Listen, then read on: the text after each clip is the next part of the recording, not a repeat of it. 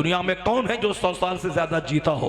100 साल के अंदर में बचपन भी है, जवानी भी है, बुढ़ापा भी है। ये सारे पीरियड्स 100 साल के अंदर में है। कोई बचपन में मर रहा है, कोई जवानी में तड़प तड़प के मर रहा है। कम लोग होते हैं जो बुढ़ापे की स्टेज को पहुंचते हैं और फिर बुढ़ापे में मर जाते हैं। आजकल अक्सर लोग जवानी ही में मर रहे हैं। कोई शराब के नशे में मर रहा है, कोई शादी की महफिल में डांस करते हुए मर रहा है, कोई साहब जुआ खेलते खेलते मर रहा है, कोई अफीस और चरस पीते पीते मर रहा है। अक्सर मौत आज जवानी में हो रही है। कोई फ्लाइट से क्रैश करके मर रहा है, कोई कार से टकरा के मर रहा है, कोई ट्रेन के पलटने के बाद मर रहा है। यानी अक्सर जवान मर रहे हैं। आज फितने का सबसे बड़ा कारण यही है कि हमारे घर में चर्चा सब कुछ का है मगर आखिरत का चर्चा नहीं है। चर्चा है कहानी का, चर्चा है कॉमेडी का, चर्चा है किस्सा का, चर्चा है स्टोरी का, चर्चा है ढोल और बाजे और तमाशे का, मगर आखिरत का चर्चा नहीं है। कयामत का चर्चा नहीं है। इसलिए अगर बीवी 4 बच्चे की मां होने के बावजूद अगर दूसरे मर्दों से भाग जाए तो कसूर उस शौहर का है जिसने अपनी बीवी को कभी अल्लाह का खौफ नहीं दिखलाया, कभी अपनी बीवी के सामने सैयदा फातिमातुज़ ज़हरा का किरदार नहीं रखा, कभी नहीं बोला अगर तुम नमाज नहीं पढ़ोगी तो मैं तुझे तलाक दे दूंगा, अगर तुमने तिलावत नहीं की तो मैं घर में आना छोड़ दूंगा। कभी उन्होंने धमकी नहीं दी। वो हाथ में स्मार्ट मोबाइल लेके रात रात भर चलाती रही, ये कभी उसे टोका तक नहीं। ये अजनबी मर्दों से बातें करती रही मगर ये कभी उससे नाराज नहीं हुआ। और जब खेल सारा खत्म हो जाता है, 4 बच्चे की मां दूसरों के साथ भाग जाती है, ये कभी थाने दौड़ता है, कभी तावीज लेने के लिए आमिर के पास दौड़ता है, कभी मौलाना के पास दौड़ता है। आज कसूर फितनो फसाद का सिर्फ यही है कि हमारे घर में न कुरान का चर्चा है, न शहीद आजम की सदाकत का चर्चा है, न आखिरत का चर्चा है। सबसे बड़ा मैटर जो कुरान करीम में है वह मरने के बाद की जिंदगी आखिरत का है। सूरे फातिहा से लेकर सूरे नास तक हर चैप्टर में यही है। यह दुनिया फानी है, आखिरत बाकी है। यानी आखिरत हमेशा रहने वाली चीज है। अल्लाह फरमाता है बल तुसिरूनल हयात दुनिया वल आखिरतु खैरु व अबका। ये दुनिया की जिंदगी को तुम प्रेफरेंस देते हो, दुनिया की जिंदगी को तरजीह देते हो, जबकि आखिरत बाकी रहने वाली है। मरने के बाद की जो जिंदगी है वहां का एक दिन दुनियावी गिनती के हिसाब से 50,000 साल के बराबर होगा। उसके सामने दुनिया का 100 साल एक सेकंड के बराबर है। आज आवा का आवा बिगड़ा हुआ है, न मस्जिदें वीरान हो गई है, खानकाहें उजड़ गई है, जलसगाह उजड़ गए हैं। लेकिन जहां ढोल ढाल तमाशा हो लाखों की भीड़ है, सिनेमा हॉल में लाखों की भीड़ है, जहां हारमोनियम और तबला बाजा के साथ डीजे के साथ कव्वाली हो बगैर बुलाए लाखों की भीड़ है। साहब जहां तमाशा हो करोड़ों की भीड़ है, जहां कोई दुनिया समझाने के लिए नेता आ जाए बगैर बुलाए लाखों की भीड़ है। लेकिन कोई आखिरत समझाने आ रहा हो, कोई दीन बताने आ रहा हो, कोई मकसद हयात बताने आ रहा हो, कोई जीवन का उद्देश्य बताने आ रहा हो, कोई मकसद तखलीक बताने आ रहा हो, वहां चंद बच्चे रहते हैं, चंद लोग रहते हैं। मस्जिदें उजड़ गई, हमारा घर आज उजड़ गया इसीलिए कि घर में बिल्डिंग का चर्चा है, घर में मार्बल का चर्चा है, घर में साहब इंटीरियर डेकोरेशन का चर्चा है, घर में ढूंढ ढेर कमाने का चर्चा है। इसलिए औलाद का बिगड़ जाना तय है, बीवियों का बिगड़ जाना तय है। लेकिन जिस दिन घर में आली मकाम का चर्चा होने लगे, जिस दिन घर में फातिमातुज़ ज़हरा की सादगी का चर्चा होने लगे, जिस दिन घर में आखिरत का चर्चा होने लगे, उस चर्चा की बरकत से बच्चों के दिमाग में जो गंदे वसवसात पैदा होंगे वो वसवसात दूर हो जाएंगे। उन्हें लगेगा कि मैं 2-4 दिन के आराम के लिए क्यों नमाज छोड़ूं, मैं 2-4 दिन के आराम के लिए क्यों झूठ बोलूं, मैं 2-4 दिन की लग्जरियस लाइफ के लिए क्यों मैं खरबों साल की आखिरत को मैं आग लगाऊं। उसके दिमाग में बार बार ये बातें आएंगी, मुझे दुनिया में चंद दिन के लिए ही रहना है, तो हमें बहुत ज्यादा मकान नहीं चाहिए, बहुत ज्यादा कपड़े नहीं चाहिए, बहुत ज्यादा खुराक नहीं चाहिए। इसलिए अगर घर को सजाना है तो चर्चा आखिरत का करना होगा। अगर बाल बच्चों को बिगड़ने से बचाना है तो उसको बताना होगा कि दुनिया में चपरासी बन जाओ या डीएम बन जाओ, या दोनों एक ही है, क्योंकि अंजाम आखिर मौत है और मौत के बाद तुम्हें जन्नत और जहन्नम का सामना करना है, जहां सदा रहना है, हमेशा रहना है। इसलिए अपने बाल बच्चों की गुट्टी में इस्लाम पिलाइए, आखिरत का फॉर्मूला उसके सामने रखिए, वरना कोई तकरीर से बचा नहीं पाएगी, वरना कोई रेडियो पे तकरीर सुनना उसको बचा नहीं पाएगा। बल्कि बाल बच्चे की तरबियत माँ बाप करते हैं तो उसका बहुत देर तक असर रहता है, क्योंकि वह माँ बाप की निगरानी में बच्चे रहते हैं, माँ बाप के शरण में रहते हैं, माँ बाप की कमाई बच्चे खाते हैं। इसलिए माँ बाप की बातों का असर बच्चों पे ज्यादा होता है। चुनांचे जिन लोगों ने अपने घरों में आखिरत का का चर्चा किया, बुजुर्गान दीन के कैरेक्टर का चर्चा किया, उनके बच्चे बिगड़ने से बच गए। ऐसा कभी नहीं होगा कि माँ लुच्ची लफंगी हो और बच्चा नेक हो जाए। ऐसा कभी नहीं होगा कि बाप आवारा हो उसका बच्चा कुतुब अब्दाल हो जाए। नहीं होता ऐसा। लीची के पेड़ से लीची निकलती है, आम के पेड़ से आम निकलता है, गेहूं का बीज डालने के बाद गेहूं वहां से पैदा होता है। आपने देखा ही मिसाल शहीदों के इमाम इमाम आली मकाम, साबरीन के सरदार इमाम आली मकाम, उन्होंने गर्दन बचाई नहीं, गर्दन कटा के दीन बचाने की कोशिश की है, अपना सारा कुंबा लुटाया है।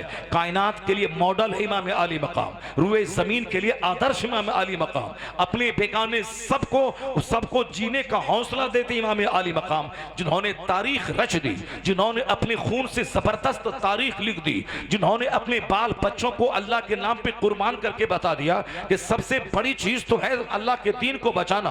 बच्चों की मोहब्बत से बड़ी मोहब्बत अल्लाह की मोहब्बत, औलाद से ज्यादा मोहब्बत अल्लाह की, अपने घर बार से मोहब्बत ज्यादा अल्लाह की, अल्लाह के रसूल की मोहब्बत और अल्लाह के रसूल के दीन की मोहब्बत। इमाम आली मकाम ने वो सारा कारनामा मैदान करबला में अंजाम देके उन्होंने दुनिया वालों को सिखा दिया कि दुनिया को किस हैसियत से लेना है और आखिरत को किस हैसियत से लेना है, अपनी इस आर्जी जिंदगी का इस्तेमाल कैसे करना है और दायमी राहत और चैन को कैसे बचाना है। वो सारा मॉडल बन के इमाम आली मकाम ने मैदान करबला में दिखा दिया है।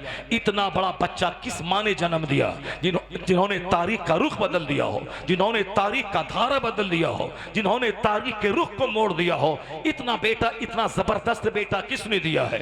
आज करोड़ों जबान पे इमाम आली मकाम का नाम है, आज करोड़ों कलम में इमाम आली मकाम का नाम है। सबसे ज्यादा आज अगर लिखा जा रहा है तो नाना का चर्चा और नाना के नवासे का चर्चा है। यहां तक कि आज यूरोप का दानिश्वर कहता है he was the greatest martyr of mankind, यानी इमाम आली मकाम सिर्फ मामूली शहीद का नाम नहीं है, वह तो इंसानी संसार, मानव संसार के शहीद आजम का नाम है, वह ग्रेटेस्ट मार्टायर का नाम है, जिनसे हौसला सारी कौमों को मिलता है। यूरोप का दानिश्वर कहता है कि जब मैं दुश्मनों के बीच में घिर जाता हूं तो हुसैन की जिंदगी से हौसला मिलता है, हुसैन की जिंदगी से सेंटीमेंट मिलता है, हुसैन की जिंदगी से हमें मोटिवेशन मिलता है। तो हुसैन आजम को अपने बेगाने सारे लोग मॉडल मानते हैं। उनकी जिंदगी से कहते हैं कि क़यामत तक अगर हाकिम जालिम के खिलाफ अगर कोई जबान खोलता हो, अगर दुश्मनों के बीच घिर कर भी वो हक की रस्सी नहीं छोड़ता हो, वह घिघिया के जिंदगी की भीख नहीं मांगता हो, अगर जालिमों के सामने भी डट के हक बोलता हो, क़यामत तक जो भी बोलेगा, जबान भले ही किसी को हो, किसी की हो, मगर यह हौसला इमाम आली मकाम का दिया हुआ होगा, यह सेंटीमेंट इमाम आली मकाम का दिया हुआ होगा। तो आज क़यामत तक जो एक हौसला इमाम आली मकाम ने दिया है, वो हौसला इमाम आली मकाम सबसे बड़े आदर्श का नाम है। इतना बड़ा बच्चा किस माँ ने दिया, इतना बड़ा शहीद किस बाप ने दिया, जिन्होंने मदीने की गद्दी छोड़कर, आराम छोड़कर, दस्तबोसी छोड़कर, कदमबोसी के माहौल को छोड़कर मदीने में इमाम आली मकाम थे। यहाँ हर तरफ हाथ चूमने वालों की भीड़ थी, हर तरफ पाँव को बोसा देने वालों की भीड़ थी, पर इमाम आली मकाम ने नाना के दीन को बचाने के लिए इस मोहब्बत और ताज़ीम और इज्जत के सारे माहौल को ठुकरा दिया।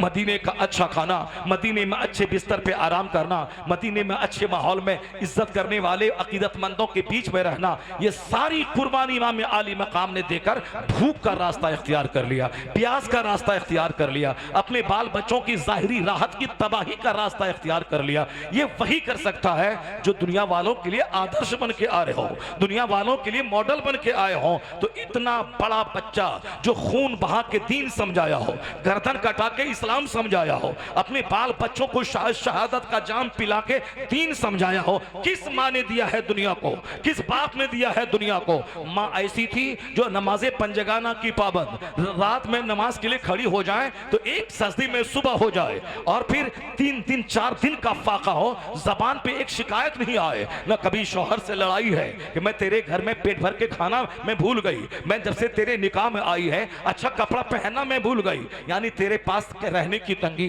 खाने की तंगी, कपड़े की तंगी, एक शिकवा फातिमा ज़हरा की जबान पे कभी नहीं आया। जब औरत शुक्रगुजार हो, जब औरत तहज्जुद गुजार हो, जब औरत साबिरा शाकिरा हो, तो रिजल्ट उसका बिल्कुल तय है। जब माँ फातिमा ज़हरा थी और बाप मौला अली था, जो अपने वक्त का सबसे बड़ा नमाजी, अपने वक्त का सबसे बड़ा मुजाहिद, रात में खड़े हो तो पूरी रात क़याम में गुजार दे और दिन में जाए तो 40 केजी की तलवार उठा के दुश्मनों दिलों पे कहर बन के बरस जाए। जब बाप ऐसा मुजाहिद आजम था और माँ इस तरह से इस तरह की सबसे बड़ी तहज्जुद गुजार आबिदा जाहिदा थी, तब अल्लाह ने दीन संवारने वाला, दुनिया को तबाही से बचाने वाला, करोड़ों इंसानों के लिए मॉडल बनाकर इमाम हुसैन जैसा बेटा अता फरमाया है। ये बात बिल्कुल साफ है, जैसी माँ होगी वैसा बच्चा होगा, जैसा बाप होगा वैसा बच्चा होगा। सैयदा फातिमा थी एक भी मिसाली माँ थी, करोड़ों औरतों की सरदार,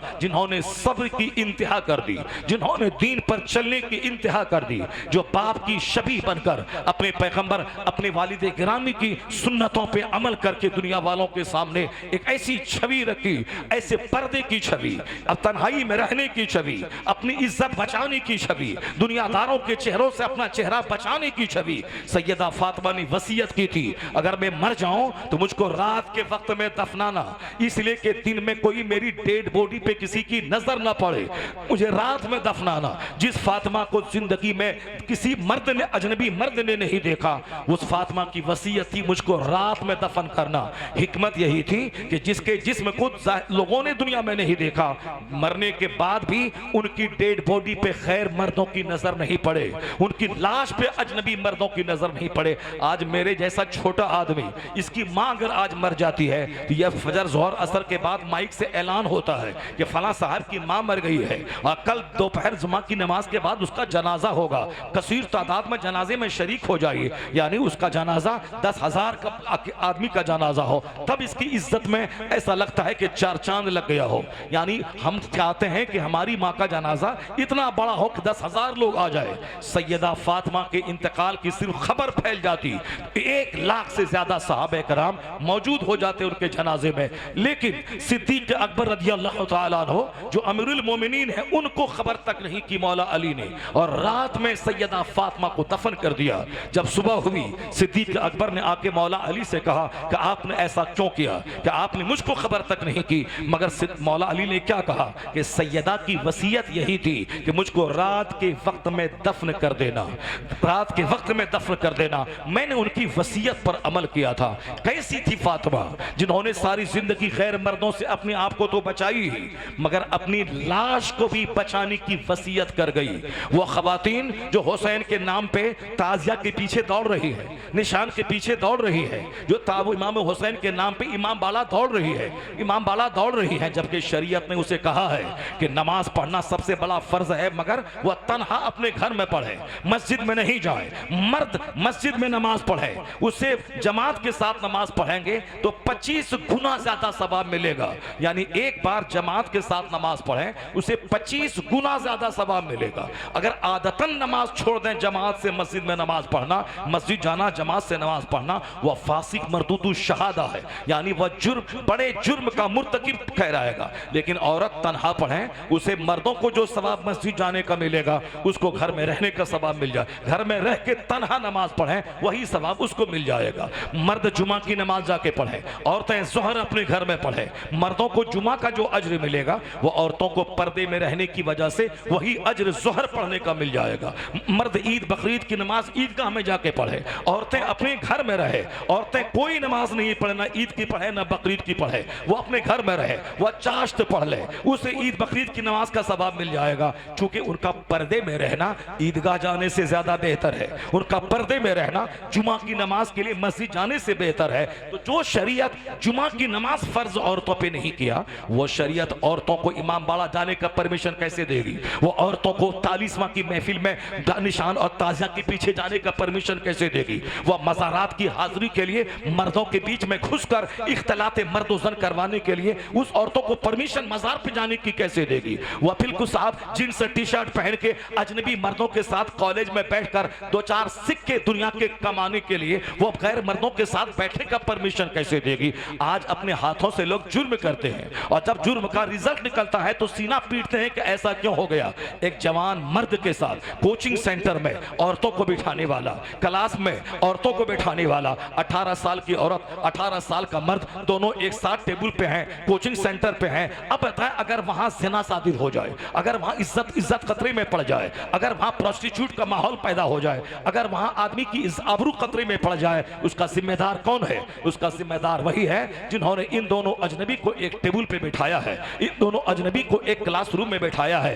तालीम दोनों को हासिल करना जरूरी है, मगर दोनों का दायरा अलग अलग होना चाहिए। एक साथ बैठकर जब से मखलूत तालीम का माहौल पैदा हुआ है, तब से जिना का माहौल सारी दुनिया में फैल गया। आज आर्मी की मौजूदगी में बलात्कार हो रहा है, कोर्ट कचहरी की मौजूदगी में बलात्कार बढ़ गया है। आए दिन अखबारात में खबरें भरी पड़ी है, साहब फला का फला से संबंध हो गया, वो अपने प्रेमी से मिलकर शौहर को ज़बह कर दिया, फला का संबंध फला से हो गया, वो अपने माँ बाप भाई बहन से बगावत करके उसके साथ भाग गई, फला का संबंध फला से हो गया, वो अपना दीन धर्म इस्लाम छोड़ के वो गैरों के साथ भाग गई। कोई इस्लाम छोड़ रही है, कोई माँ बाप छोड़ रही है, कोई सारा समाज छोड़ रही है, कोई अपने माँ बाप को लड़का छोड़ रहा है, अपना समाज छोड़ रहा है, अपना दीन छोड़ रहा है। इसका क्या मतलब है? मतलब है कि नेचुरल सिस्टम के खिलाफ काम करना। नेचुरल सिस्टम यही है, औरतों की ड्यूटीज अलग है, मर्दों की ड्यूटीज अलग है, औरतों का दायरे कार अलग है, मर्दों का दायरे कार अलग है। ये जो दोनों को एक साथ बैठा के कहेंगे कि एक साथ रहे सहे, दोनों एक साथ बराबर है, अगर एक साथ बराबर है तो एक साल मर्द बच्चा दे, दूसरे साल औरत बच्चा दे, क्योंकि दोनों पार्टनर है, दोनों मिलकर काम करेंगे तो एक साल ये घर में खाना बनाए, एक साल वो घर में खाना बनाएगी, एक साल वो बच्चा देगी, एक साल ये बच्चा देगा। जब ये सारा काम मुमकिन नहीं है कि मर्द बच्चा दे, जब मुमकिन नहीं है, इसका मतलब है औरत का काम अलग है, मर्द का काम अलग है, औरत का जिस्म अलग है, मर्द का जिस्म अलग है, औरतों के जज्बात अलग है, मर्दों के जज्बात अलग है। फिर दोनों को एक रस्सी में कैसे बांधते हैं? फिर दोनों को साफ, दोनों जींस टी शर्ट पहन के कैसे चलेंगे?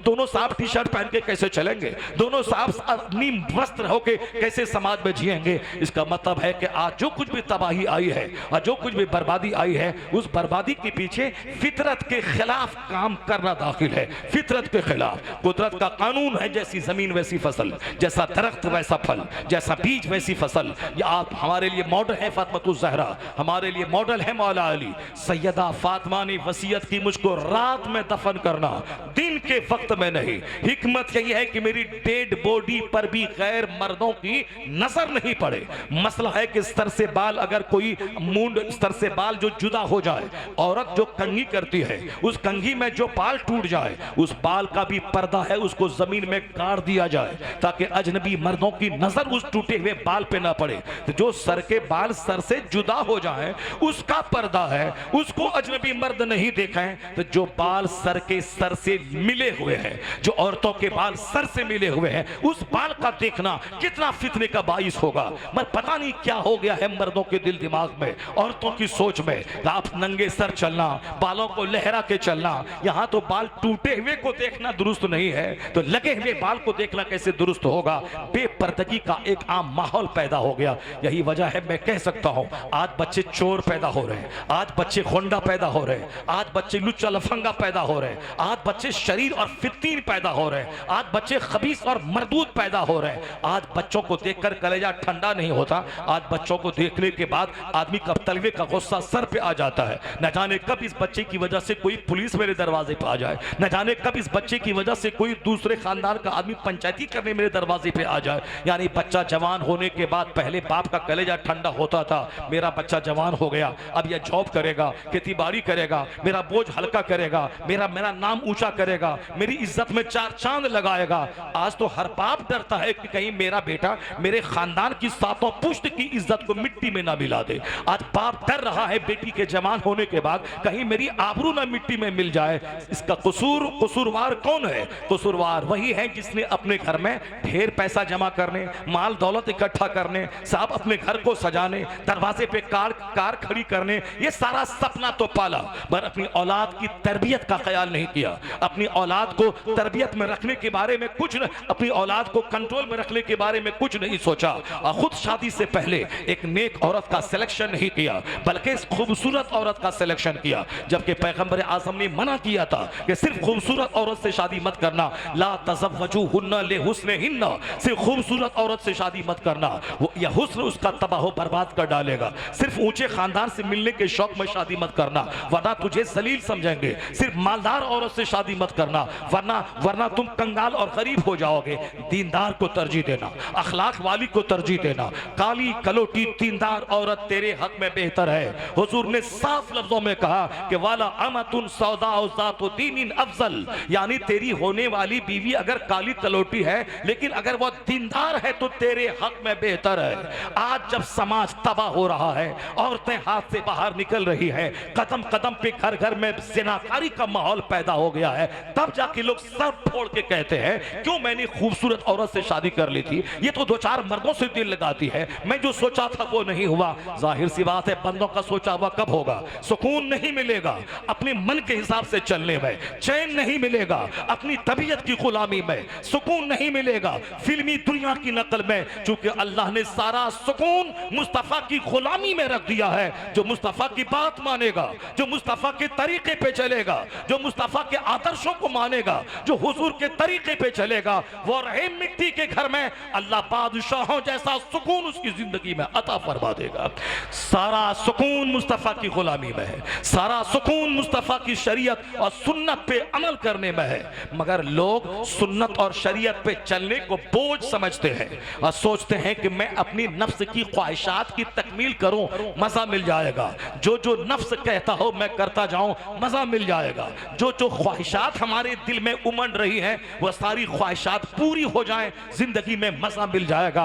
आज सारी दुनिया जख्मी है, सारी दुनिया दुखी है, इसीलिए दुखी है कि वो कानून का फॉलो नहीं करती, वो अपने मन का फॉलो कर रही है, अपने नफ्स का फॉलो कर रही है। सारे लोग मुस्तफा को नहीं देखते हैं, लोग दूसरों का चेहरा देख रहे हैं। कोई फिल्म एक्टर को देख रहा है, कोई क्रिकेटर को देख रहा है, कोई गांव समाज के किसी हिंदू तरक्की याफ्ता आदमी को देख रहा है, कोई शादी ब्याह के कल्चर में गैरों को देख रहा है, शादी ब्याह के डांस में फिल्म की पैरवी हो रही है, हल्दी की रस्म में 2-4-10 छोकरे पीला कपड़ा पहने हैं, 2-4-10 छोकरियां पीला कपड़ा पहनी हुई है। अब वहां साहब अजनबी मर्दों और औरतों का इख्तलात हो रहा है। ये नई नई रस्में कहां से आ रही है? ये नई रस्में या तो व्हाट्सएप की देन है, या तो फेसबुक की देन है, या इंस्टाग्राम की देन है, या फिल्मी कल्चर की देन है। आज कहते हैं कि शादी करने के बाद हमको सुकून मिल जाएगा, या शादी करने के बाद एक नया लफड़ा शुरू हो जाता है, तलाक का लफड़ा साहब, केस मुकदमा होता है, दोनों रिश्तेदारों के बीच में जंग हो रही है साहब, मुंह एक दूसरे से रुख मोड़ के जी रहे हैं। अक्सर रिश्ते इसी तरह तबाही की नजर हो रहे हैं, क्योंकि जो रिश्ता होता है वह मन के मुताबिक हो रहा है, मुस्तफा की शरीयत के मुताबिक नहीं हो रहा है। अगर लोगों ने मुस्तफा की शरीयत के मुताबिक शादी की, शादी में सिंपलिसिटी सादगी को जगह दिया और मस्जिद में शादी करना शुरू किया, फिर उस निकाह की वो बरकत होगी कि 90 साल की पूरी खातून हो जाएंगी, मगर कोई बगावत का चेहरा नहीं देखना पड़ेगा, उम्र बढ़ती जाएगी, मोहब्बतें बढ़ती जाएंगी। आज सारी दुनिया हुसैन का नाम लेके डंका ना बजाए, वह ताजिया ना घुमाए, वह साहब बदी अलम और शद्दे लेके ना नाचे गाए, ना ढोल बजाए, ना बिंजू बजाए, ना नाचे गाए, बल्कि फातिमा ज़हरा को अपनी औरतों के लिए मॉडल माने, मौला अली को अपने लिए मॉडल माने। सैयदा फातिमा ने हुसैन जैसा बेटा दुनिया को दिया, मौला अली ने हुसैन जैसा बेटा दुनिया को दिया। कभी गौर किया आपने? अली जो शेर खुदा है, मुश्किल कुशा है, फातिह खैबर है, जिसके नाम लेने से आदमी को बल मिलता है, वह मौला अली की शादी मस्जिद नबवी में हो रही है। वो सैयदा फातिमा जिसकी शादी मुस्तफा चाहते तो जन्नत से 1 करोड़ नहीं बल्कि सर से लेके पांव तक का सारा गोल्ड और हीरे का जेवर जन्नत से मुस्तफा मंगवा लेते। 1 लाख सहाबी का खाना जनाबे जिब्राइल अमीन के जरिए जन्नत से मंगवा लेते और जितने सहाबा मदीने मक्का में थे सबको खिला देते। मगर इख्तियारात के बावजूद मुस्तफा ने अपनी गुलामों को पैगाम देने के लिए अपनी बेटी सैयदा फातिमा जो जन्नती औरतों की सरदार है उसकी शादी, जिसके पांव की धूल के बराबर मेरी करोड़ों माई नहीं हो सकती है, उस फातिमा की शादी पुराने कपड़े में हो रही है। उस फातिमा ज़हरा की शादी मस्जिद नबवी में हो रही है। हमारी बेटी फातिमा के धूल का करोड़वां हिस्सा भी नहीं, हमारा बेटा मौला अली के पांव के धूल का करोड़वां हिस्सा भी नहीं है।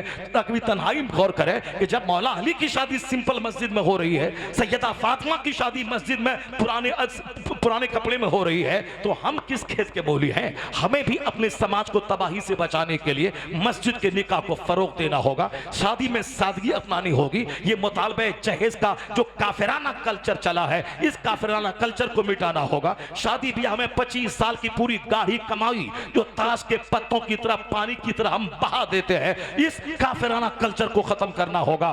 तब जाके बेटा गुलाम हुसैन पैदा होगा, गुलाम हसन पैदा होगा, गुलाम गौस पैदा होगा, जिसको देखने के बाद कलेजा ठंडा होगा। इसलिए कि शादी हमारे लिए मॉडल है मौला अली की शादी, जिस शादी के बाद हुसैन दुनिया को मिला, जिस शादी के बाद इमाम हसन दुनिया को मिले, जिस शादी के बाद नई तारीख रचने वाली औलाद दुनिया को मिली, तो हमारे लिए मॉडल है मौला अली की शादी, हमारे लिए मॉडल है सैयदा सैयदा फातिमा की शादी फिल्मी शादी तबाही लाएगी। और हजरत मौला अली की नकल वाली शादी अगर कोई कर रहा हो, मौला अली की शादी को अपने लिए मॉडल मान रहा हो, आज फितना मिटेगा। अली तो नहीं पैदा होगा, गुलाम अली जरूर पैदा हो जाएगा।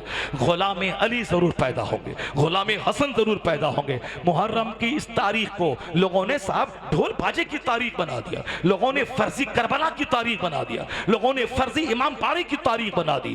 गैर मुस्लिम हमारी नमाज से कभी खुश नहीं होता, गैर मुस्लिम